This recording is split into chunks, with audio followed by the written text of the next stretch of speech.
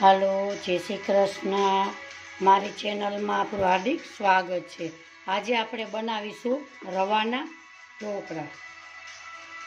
એમાં સૌ પ્રથમ આપણે 1 કપ રવો લીધો છે, અડધો કપ દહીં લીધું છે અને એની સામે 1 કપ આપણે પાણી લીધું છે.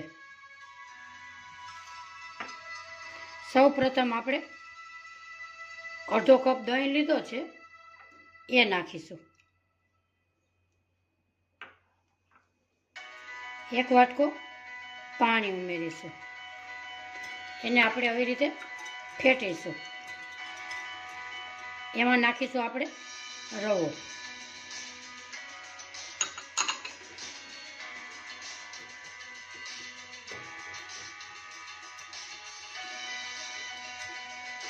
સ્વાદ પ્રમાણે મીઠું.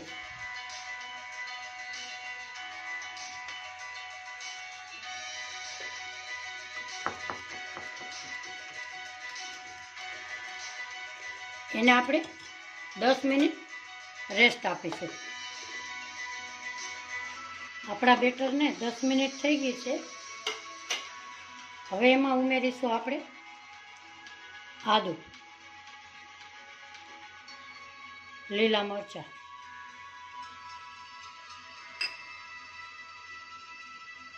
બે ચમચી તેલ,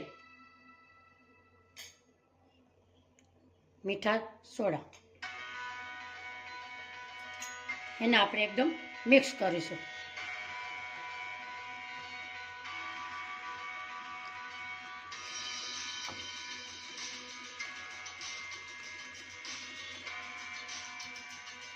હવે આપણે આગળની પ્રોસેસ કરીશું.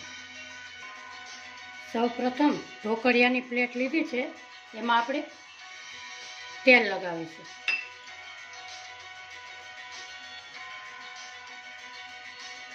એમાં આપણે બેટર પાથરીશું.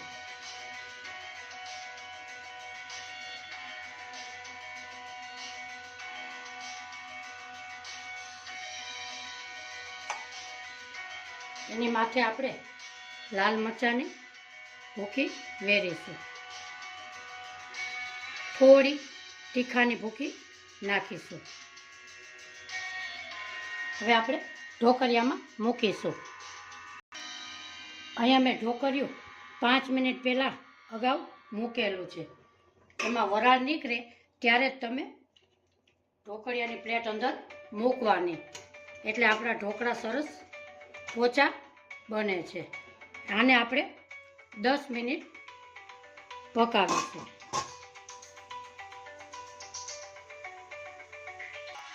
આપણે અહીંયા 12 મિનિટ થઈ ગઈ છે. આપણે હવે ખોલીશું. વાવ, આપણા ઢોકળા સરસ પરફેક્ટ છે. હજી સુધી મારી ચેનલને સબસ્ક્રાઈબ ન કરી હોય તો સબસ્ક્રાઈબ કરી બેલ આઇકનના બટનને જરૂરથી દબાવજો. મારી નવી નવી રેસીપી તમારા મોબાઈલમાં જોવા મળે. હવે આપણે એને 5 મિનિટ ઠરવા દેશું. આપણે 5 મિનિટ એકદમ ઠરી ગયા છે. હવે એને આપણે કાપા પાડીશું. તમારે જેવો શેપ આપવો હોય એવો આપી શકો છો.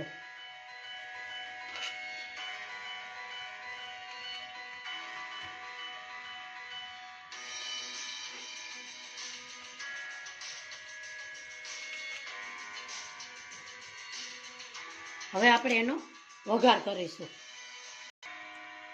અહીંયા ગેસ ઉપર મેં વઘાર માટે મૂકેલું છે. એમાં આપણે 2 ચમચી તેલ ઉમેરીશું.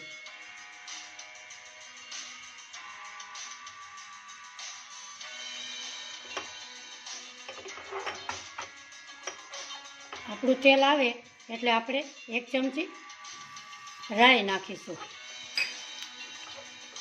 સફેદ તલ નાખીશું. લીલું મરચાંના કટકા નાખીશું. મીઠો લીમડો નાખીશું.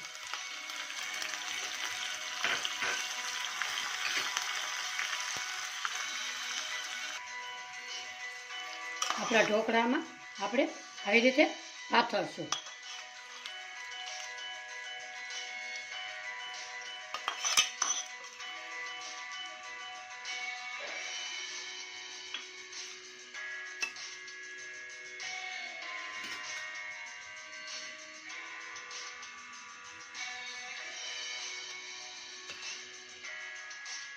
આજની મારી રેસીપી તમને ગમી હોય તો લાઈક કરજો, શેર કરજો, સબસ્ક્રાઈબ કરજો. આપણા ઢોકળા એકદમ સ્પંચી બન્યા છે.